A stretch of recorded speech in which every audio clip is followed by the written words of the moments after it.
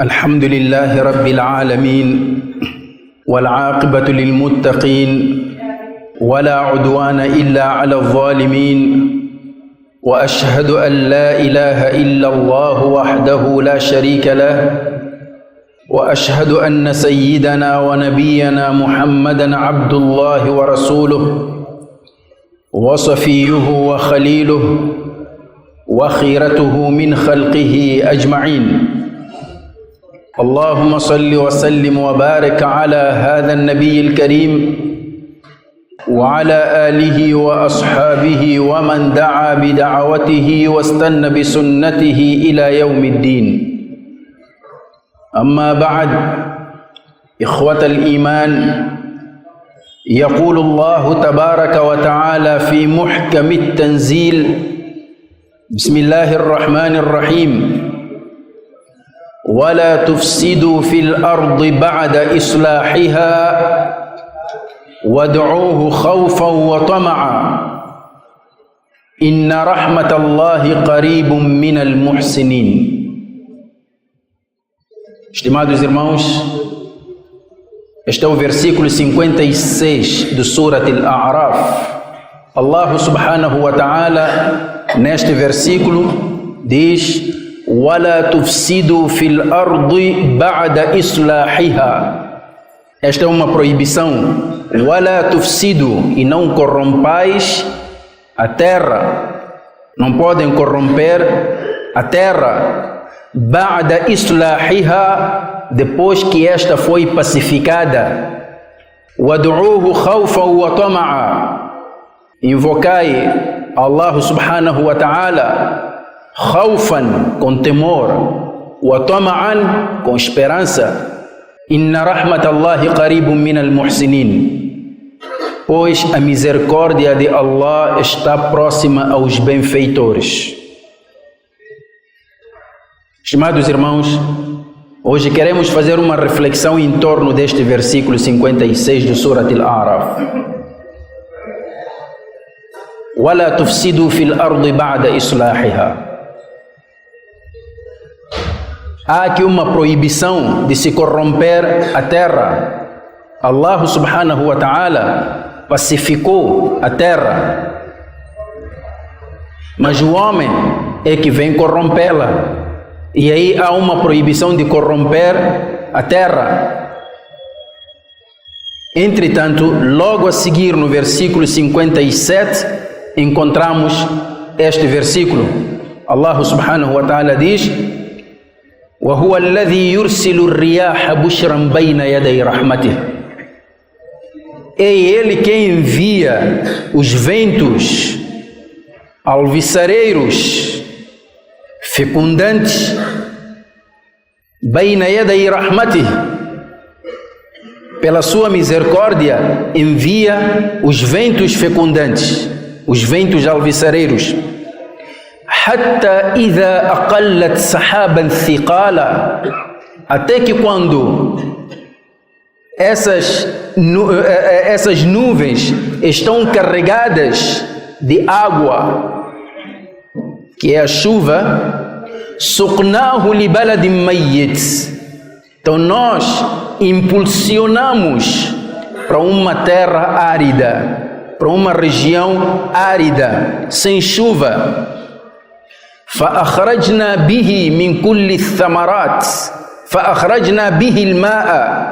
Então Allah usa os ventos, e os ventos por sua vez impulsionam as nuvens densas, e depois quando chega numa região árida, فأخرجنا به الماء, fizemos descer delas a água.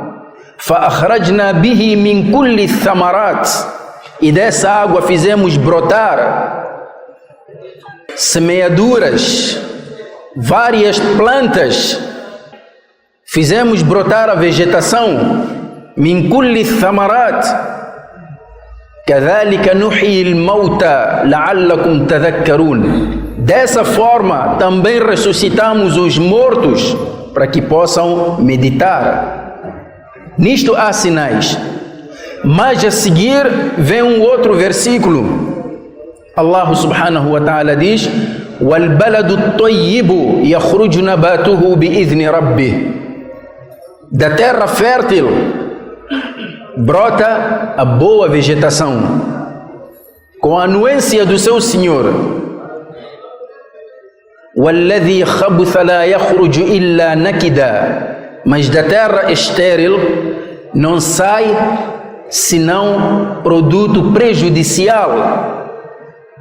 É uma terra que não produz senão escassamente. كَذَلِكَ نُصَرِّفُ الْآيَاتِ لِقَوْمٍ يَشْكُرُونَ. Dessa forma, elucidamos os versículos para aqueles que são agradecidos. Estimados irmãos, qual é a relação entre estes 3 versículos? Primeiro, fala da corrupção na terra, e Allah proíbe a corrupção porque a terra foi pacificada. Logo a seguir, fala-nos da chuva, da qual Allah faz brotar diferentes tipos de semeaduras, faz brotar a vegetação. Depois fala-nos da terra, a terra fértil e a terra estéril. O que é que Allah quer nos transmitir por detrás de tudo isto? Quer nos transmitir uma realidade, que a corrupção é um fenômeno que, quando atinge uma sociedade, quando atinge um estado, leva tudo à ruína. Quando Allah nos fala nos seguintes moldes: وَالْبَلَدُ الطَّيِّبُ يَخْرُجُ نَبَاتُهُ بِإِذْنِ رَبِّهِ, compara a terra fértil com o coração fértil, com o espírito fértil, e fala-nos da terra estéril, comparando com o coração perverso. Nós depois voltaremos para este versículo, estimados irmãos, mas hoje vamos falar da corrupção como um fenômeno antigo, como um problema global nos dias de hoje. Embora seja um problema antigo, mas nos dias de hoje a corrupção afeta todas as sociedades do mundo. Nenhum país está imune dos efeitos nefastos da corrupção. E a própria corrupção é um fenômeno multiforme, apresenta várias formas. Portanto, estes minutos que temos pela frente não seriam suficientes para abordarmos a questão da corrupção na sua generalidade. Mas aqui devemos prestar atenção. Hoje em dia, quando se fala da corrupção, nós olhamos mais a corrupção de um determinado ângulo. Este é um problema que em qualquer sociedade, em qualquer país no mundo, é um problema que começa do topo até a base. Só que quando se fala da corrupção, nós olhamos apenas a corrupção no topo, que atinge a governação. Porque é isso que a imprensa nos permite saber, mas a imprensa não cobre assuntos da corrupção da base. E temos. E ninguém fala desse tipo de corrupção nos nossos bairros, nas nossas casas e por aí em diante. Só olhamos a corrupção na perspectiva do topo. E aí aponta-se mais para questões ligadas à corrupção financeira e administrativa.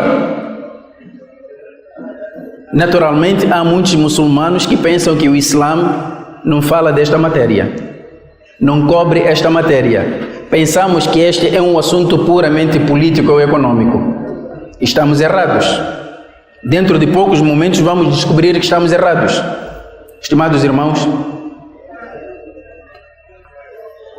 falamos da corrupção, é um assunto muito grande. Mas vamos lá fazer uma reflexão. À luz do Islã, falarmos deste fenômeno na ótica do servidor público. E por que exatamente o servidor público? Porque este é o rosto do Estado. Este é quem espelha aquilo que é a política geral de qualquer país. O que é que o Islã diz sobre isso? Dissemos agora que a própria corrupção é multiforme. Podemos encontrar no suborno, podemos encontrar no enriquecimento ilícito, podemos encontrar a corrupção no tráfico de influências, podemos encontrar também no nepotismo, no favoritismo, podemos encontrar a corrupção em vários aspectos. Não teríamos tempo para falarmos de tudo isso. Será que no tempo do Nabi alayhi salatu wassalam não existia corrupção administrativa? Apesar, nós estamos a falar de uma sociedade pura, uma sociedade que atingiu altos níveis de honestidade, de castidade, de pureza, mas mesmo assim não escapou. O hadith a seguir, estimados irmãos, vai nos mostrar que o Nabi sallallahu alaihi wasallam encarou esta realidade. E quem nos relata esse hadith é Abu Humayd al-Sa'idi radiyallahu anhu. Ele diz: استعمل رسول الله صلى الله عليه وسلم رجلا من بني أسد يقال له ابن اللتبية على الصدقة. O Nabi alayhi salatu wassalam nomeou alguém, um homem da tribo de Bani Asad, cujo nome era Ibn Lutbiya. Este era a pessoa que ia coletar o zakat. Quando foi buscar o zakat, quem nos diz é Abu Humayd al-Sa'idi, lá deram-lhe um presente. Quando chegou a Medina, falamma qadima, quando chegou a Medina, disse assim: hadha lakum wa hadha uhdiya li. Isto é vosso, isto foi me dado de presente. Ele foi fazer um trabalho público. Foi nomeado pelo Nabi alayhi salatu wassalam para exercer uma função pública. Quando chegou lá para ir coletar o zakat, deram-lhe também um presente. E voltou, disse ao Nabi: hadha lakum, isto é vosso zakat, agora isto aqui foi me dado de presente. Como é que o Nabi reagiu, alayhi salatu wassalam? Imediatamente levantou no mimbar e chamou os muçulmanos. Glorificou Allah, elogiou Allah, depois disse assim: ma balu amilin ab'athuhu fayaqul hadha lakum wa hadha uhdiya li.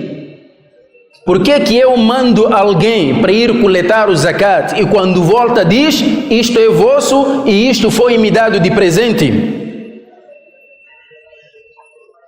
أفلا قعد في بيت أبيه أو بيت أمه حتى ينظر أيهدى إليه أم لا? Por que ele não sentou em casa de seu pai ou em casa de sua mãe para ver se receberia esse presente ou não? Se ele sentasse em casa dos pais, teria recebido o presente? Naturalmente deram-lhe o presente pelo cargo que ocupa. Depois o Nabi sallallahu alaihi wasallam advertiu, disse: Walladhi nafsu Muhammadin biyadih. Juro por quem em cujas mãos está a alma de Muhammad. La yanalu ahadun minkum minha shay'an illa jaa bihi yawm al-qiyamati ala unuqih. Juro por Allah, qualquer um de vós que tomar este tipo de presente para si, trará no dia de Qiyamat amarrado ao seu pescoço. Ba'irun lahu rugha, um camelo espumando. Ou baqaratun laha khuar, ou uma vaca mugindo. Ou shatun tay'ar, ou um cabrito gritando. Depois levantou as mãos até que os sahabas viram suas axilas e ele dizia: Allahumma hal ballaght, Allahumma hal ballaght, Allahumma hal ballaght. Oh Allah, tenho transmitido, oh Allah, tenho transmitido, oh Allah, tenho transmitido. Este hadith é narrado pelo Imam al-Bukhari. Com base neste hadith, estimados irmãos, qualquer presente que um servidor público recebe é haram. Não é lei de hoje, isso já vem lá desde o tempo do Nabi alayhi salatu wassalam. Todo presente que um servidor público recebe pertence ao erário público. E hoje nós temos muitos muçulmanos que são servidores públicos. É preciso adotar esta postura islâmica. E esse é um campo fértil para o da'wah. Bom, aqui estamos a falar, estimados irmãos, num caso público, que este homem veio publicamente e disse claramente: isto é vosso, isto aqui foi me dado de presente. Mas há aqueles casos em que o servidor público pratica a corrupção de forma clandestina. Ninguém sabe. O Corão al-Karim dá a esse tipo de corrupção feita de forma clandestina, dá o nome de ghulul. Chama-se khiyana, traição. O que é que o Nabi sallallahu alayhi wa sallam diz? Man ista'malnahu minkum ala amalin. Aquele a quem nós nomearmos para um cargo público, para um serviço público, fakatamana mikhyatan fama fawqahu, e ocultar-nos uma agulha ou algo maior. Só esconder uma agulha, só levar assim clandestinamente. Aquele que fizer isso, esse ato é considerado ghulul, traição. Ya'ti bihi yawm al-qiyamah, no dia do juízo final, trará aquilo que ele levou clandestinamente. E o Corão al-Karim diz: وَمَا كَانَ لِنَبِيٍّ أَن يَغُلَّ. Não era dado a um profeta trair, cometer ghulul. وَمَنْ يَغْلُلْ يَأْتِ بِمَا غَلَّ يَوْمَ الْقِيَامَةِ. E aquele que praticar o ghulul trará aquilo que surrupiou, trará aquilo que levou clandestinamente no dia de Qiyamah. ثُمَّ تُوَفَّى كُلُّ نَفْسٍ مَا كَسَبَتْ وَهُمْ لَا يُظْلَمُونَ. E cada alma receberá a recompensa merecida em função das suas ações, e Allah não é injusto para convosco. Já viram, estimados irmãos, que o Islã fala dessas questões? Outra forma de corrupção administrativa e financeira que o Islã proibiu é o suborno. O que é que o Islã diz acerca do suborno? Abdullah ibn Amr radiyallahu anhu diz: La'na Rasulullah sallallahu alayhi wa sallam. O mensageiro de Allah amaldiçoou. Estimados irmãos, maldição significa estar longe da misericórdia de Allah. E o Nabi não amaldiçoa de qualquer maneira, nem amaldiçoa por iniciativa própria, amaldiçoa por ordem de Allah. Allah, através do seu Nabi, amaldiçoou duas pessoas: Ar-Rashi wal-Murtashi, a pessoa que suborna e a pessoa que recebe o suborno. E o suborno hoje é o nosso pão de cada dia. Sem suborno, você não consegue fazer absolutamente nada. E depois mudamos o nome, já não se chama suborno, chama-se cigarro, chama-se refresco. Mas é suborno. Um servidor público que recebe um salário em função do trabalho que está a fazer, leva a mais, subtraindo das pessoas, aproveitando-se do cargo que tem.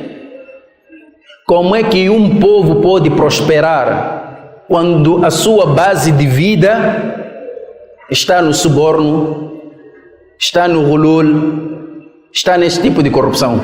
Como é que pode prosperar? Não pode. Outra forma que o Islã proibiu é o enriquecimento ilícito. Estimados irmãos, a corrupção mina o progresso de qualquer país. A corrupção prejudica os mais fracos. A corrupção desvia todos os programas que visam melhorar a condição de vida das pessoas. Desvia fundos que poderiam ser alocados em áreas essenciais e vitais para cobrir as despesas dos subornos e por aí em diante. E nós hoje olhamos isso como uma coisa normal, toda a gente faz, por que é que nós não vamos fazer? Bom, até aqui estamos a falar do problema. E hoje há muitas leis, todos os países do mundo, há cooperação entre os países do mundo, há leis, temos uma riqueza em termos de legislação para o combate da corrupção. Estimados irmãos, entretanto, uma organização da Transparência Internacional que produz anualmente relatórios sobre a corrupção no mundo, ainda recentemente estava a ver uma lista dos 40 países mais corruptos. Confesso-vos que a primeira vez que vi a lista, lembrei-me logo, os 40 países mais corruptos do mundo, lembrei-me logo e pensei que o relatório tratava de Ali Baba e os 40 ladrões. Até este ponto nós chegamos. Então, o mundo está preocupado com este fenômeno. Há uma convenção das Nações Unidas contra a corrupção. Entretanto, esta organização internacional, da Transparência Internacional, através dos seus relatórios, e o último relatório foi produzido no ano passado, em 2014, revelam uma realidade assustadora. Este fenômeno apresenta índices que estão cada vez mais a crescer. Quanto mais legislamos para combater a corrupção, mais ela se torna sofisticada. Então onde é que está a falhar? Onde é que está o problema, estimados irmãos?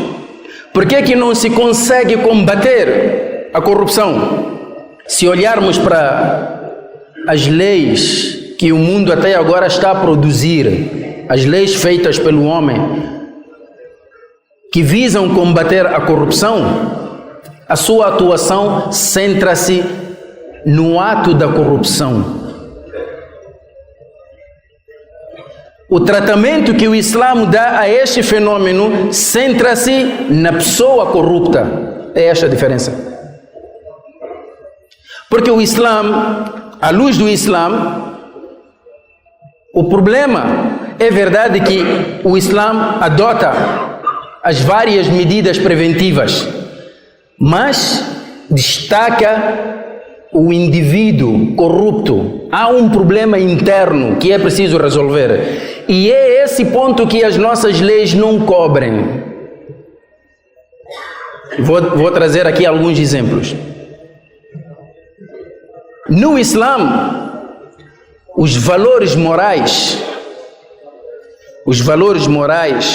de honestidade, castidade, paciência, perseverança e por aí em diante, estes valores não devem ficar adormecidos apenas nos livros de filosofia e depois chegar numa sexta-feira a mandar mensagem de uma Mubarak: Allah ama os honestos, acabou, e a coisa termina por aí. Não, o Islã, a primeira coisa que fez, purificou a alma humana e transforma estes valores num programa de vida, num currículo de ensino. Educa a sociedade toda. Isto é dini.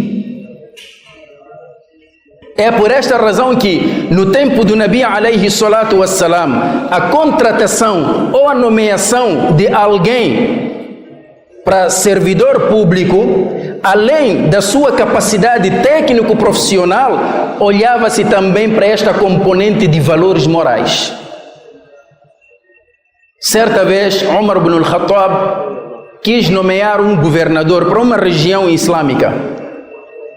Lá perguntou os sahabas a fulano. Então veio o fulano, sentou com Umar. Enquanto Umar esperava pelo documento que estava sendo redigido, o documento oficial que nomeava o homem como governador, chega um dos filhos de Umar ibn al-Khattab. Chegou, abraçou o pai, Umar abraçou o filho, beijou, brincou com ele. O homem do outro lado ficou perplexo, olhou para ele e disse: Ya Amir al-Mu'minin, atuqabbiluna awladakum? O Amir al-Mu'minin, vocês beijam vossos filhos?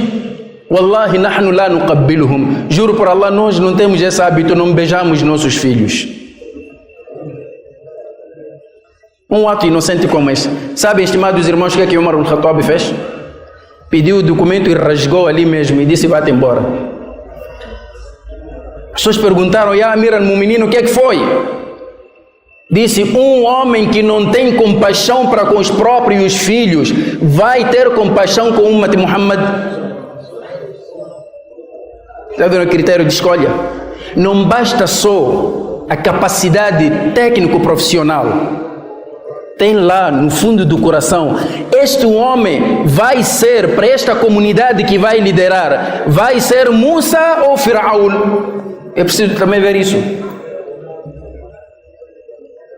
É por esta razão que o Nabi sallallahu alaihi wasallam, e uma das medidas que o Islã tomou para combater a corrupção, impediu de desempenhar função pública qualquer pessoa que mostrasse ansiedade por aquele cargo. Veio Abu Dharr al-Ghifari e disse: Ya Rasulallah, ala tasta'miluni, ó mensageiro de Allah, por que não me nomeias para um cargo público? O Nabi olhou para Abu Dharr. Abu Dharr tinha taqwa, tinha iman, parte de iman, mashallah, estava no topo. Mas o Nabi disse-lhe: Ya Abu Dharr, innaka da'ifun, tu és fraco. Wa innaha amana, e isto é uma responsabilidade. A administração pública é uma responsabilidade. Wa innaha yawm al-qiyamati khizyun wa nadama, e isso no dia do julgamento será motivo de humilhação e arrependimento. A pessoa que vinha pedir: eu quero cargo público, simplesmente o Islã não lhe dava. Está tão preocupado por quê? Não é a pessoa que vai se oferecer, é o dirigente que sabe quem deve colocar no lugar certo a pessoa certa.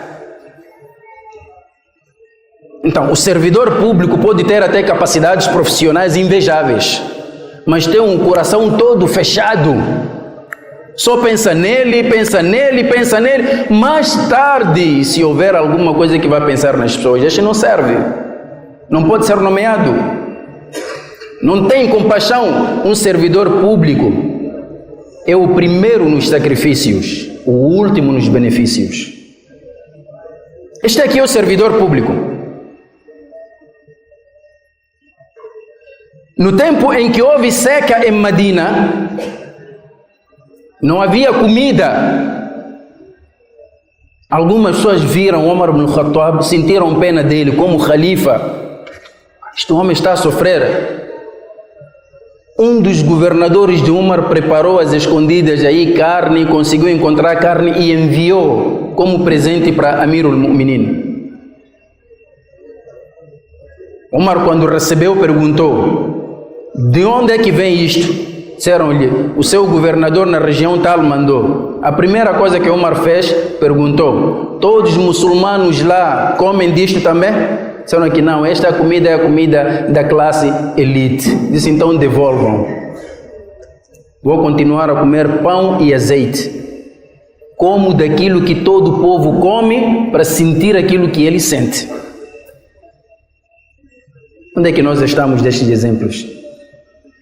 Era assim que eles combatiam. Por esta razão, Umar conseguia dormir tranquilamente. Tanto que o enviado especial de Roma, quando veio para Medina, perguntou: onde é que é o palácio do Amir? Disse: palácio? Não temos palácio aqui, mas vai debaixo daquela tamareira, vais encontrar o nosso líder. Quando chegou lá, perguntou: não há guardas aqui, segurança? Disseram: não, ele está ali a dormir. Amir al-Mu'minin está a dormir debaixo de uma tamareira.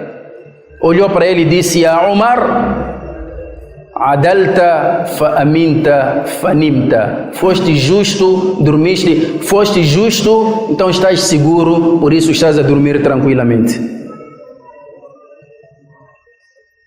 Então, estimados irmãos, o Nabi sallallahu alaihi wasallam considerou como um dos sinais do Qiyamat a evolução da corrupção. Certa vez, enquanto ele fazia um sermão, segundo Abu Huraira, apareceu um homem que lhe perguntou: Ya Rasulallah, mata as-sa'a? Ya Rasulallah, quando é que chegará a hora? Quando é que será o Qiyamat? O Nabi não lhe respondeu, continuou a falar. Quando terminou, perguntou: Aina as-sa'ilu ani as-sa'a? Onde está aquele que perguntava acerca do Qiyamat? Ele disse: Ha ana ya Rasulallah, estou aqui, o mensageiro de Allah. Disse: Idha duyi'atil amanatu fantadhiri as-sa'a. Quando a responsabilidade for extraviada, então espere pelo Qiyamat. E ele pergunta: Wa kayfa ida'atuha ya Rasulallah? E como é que ela será extraviada? Disse: Idha wussida al-amru ila ghayri ahlihi. Quando a responsabilidade for confiada a quem não reúne requisitos, só passou por nepotismo e favoritismo, então fantadhiri as-sa'a. Aí espera pelo Qiyamat. Então, à luz deste hadith, nós agora estamos na sala de espera só do Qiyamat, porque já estamos a viver essas coisas. Um dos sinais do Qiyamat é isto.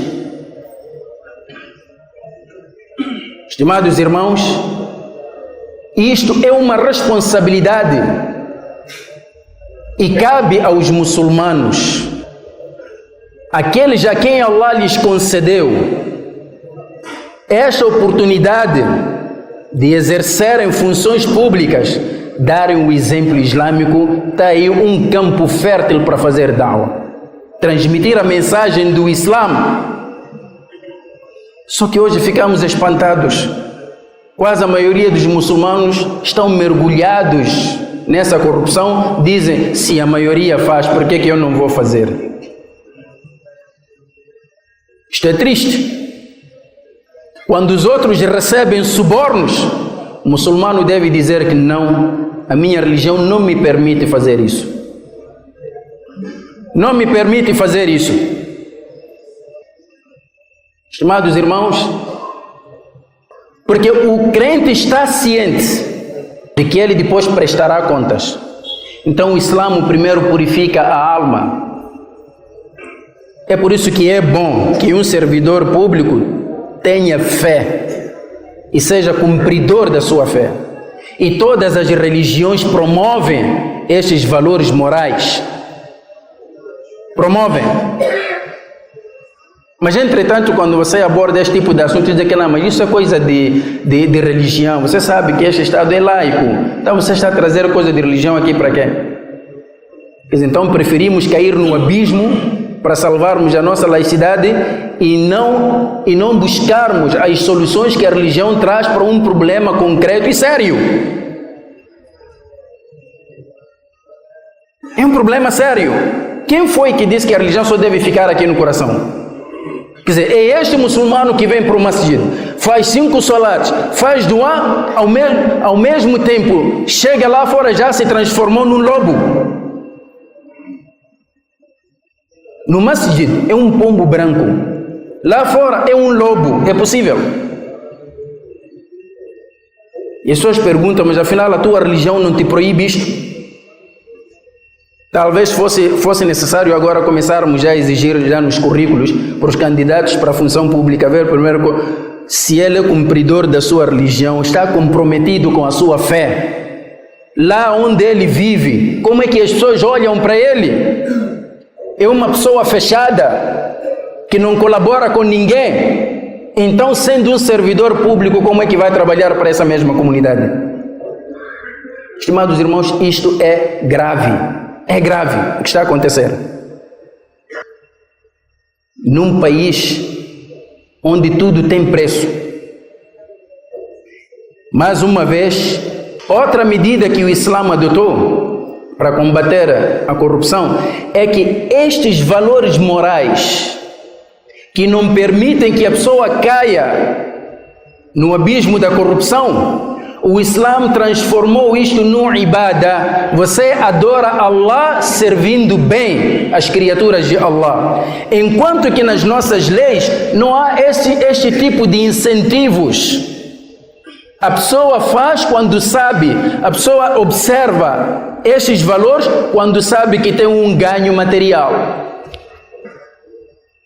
Mas quando sabe que não tem nenhum ganho material, então ele prefere espezinhar esses valores. Há muitas coisas que nós poderíamos aqui dizer, mas o tempo não nos permite. Mas uma última questão, estimados irmãos. O Islã, por um lado, recompensa generosamente a pessoa íntegra. E esta pessoa, por causa da integridade, por causa da sua integridade, Allah consente que a sua misericórdia e a manifestação a manifestação da misericórdia de Allah se manifeste em sua vida e em vida dos seus familiares. A pessoa vê a bênção de ser honesto e íntegro. Por um lado, Allah recompensa generosamente a pessoa íntegra.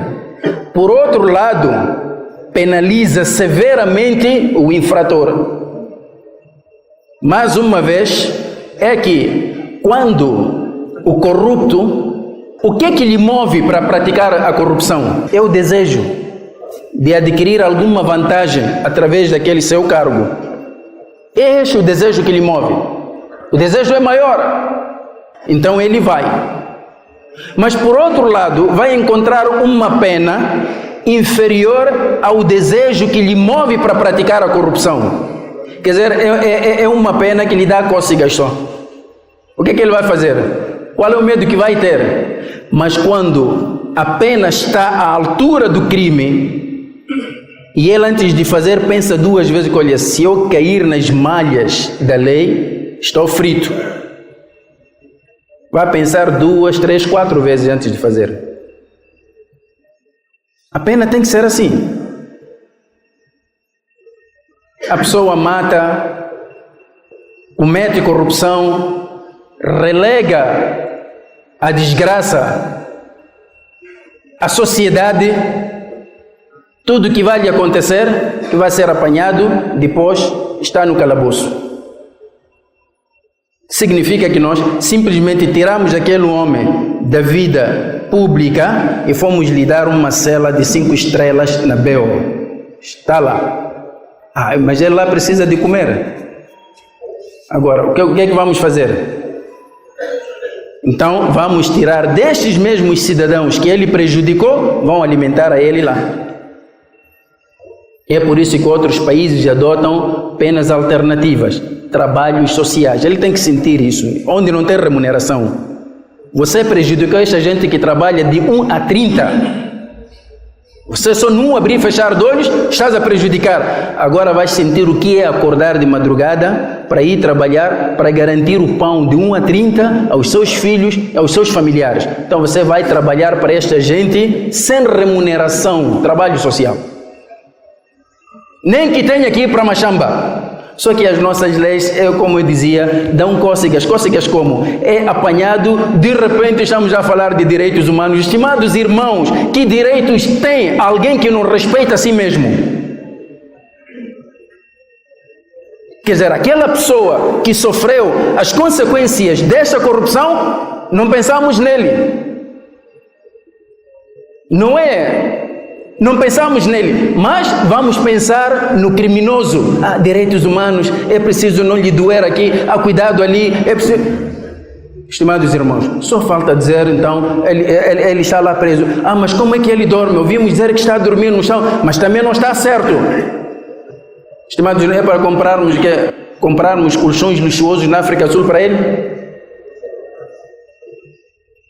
E depois, outra coisa, mesmo dentro da prisão, o que é que acontece? Ele está lá, aí já vai se encontrar já com outros profissionais criminosos, também já estão lá há bastante tempo. O que é que vai acontecer? É que este indivíduo que entrou por corrupção, entrou na prisão como um amador, sai de lá com PhD. Vem mais sofisticado.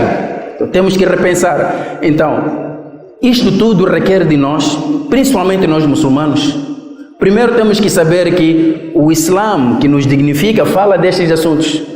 E nós somos responsáveis. Isto que está a acontecer na sociedade e nós temos o remédio e não apresentamos porque também desconhecemos, precisamos abrir as mentes, irmos vasculhar o nosso Corão, vasculharmos o Sunnat do nosso Nabi Muhammad alayhi salatu wassalam e trazermos isto como uma solução, como uma contribuição dos muçulmanos para a questão da corrupção. Mas a questão da corrupção não para por aqui, e eu dizia que o tempo não é suficiente. Talvez numa outra altura poderemos ainda trazer mais elementos sobre questões relacionadas com a corrupção.